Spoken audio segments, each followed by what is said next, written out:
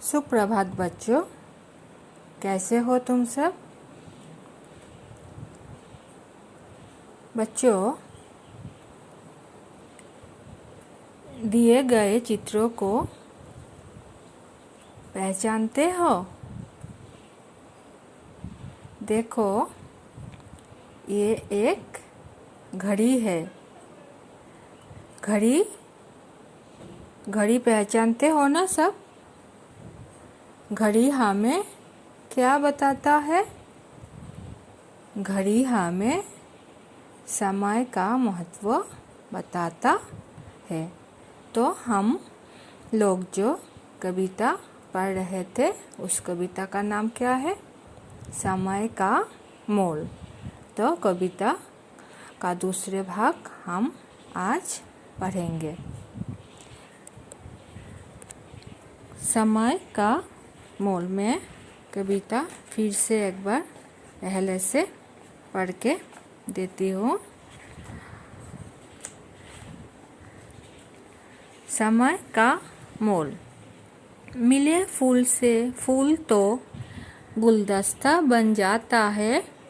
ईंट से ईंट जुड़े तो देखो सुंदर घर बन जाता है। छोटी छोटी जल की बूंदें सागर बन लहराती है।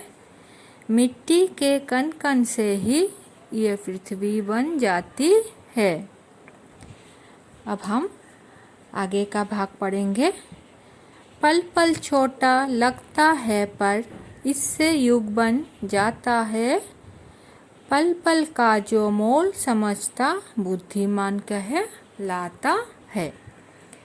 इसका मतलब है, यहाँ पर कवि कहना चाह रहे हैं कि समय का महत्व बताते हैं और कहते हैं कि छोटे छोटे पल मिलकर एक युग को बनाते हैं। इसीलिए समय बहुत कीमती है। समय की कीमत समझता है जो उसे ही बुद्धिमान कहते हैं। यहाँ पर देखो, छोटे छोटे पल मिलकर एक युग बनाता है। युग का मतलब क्या है?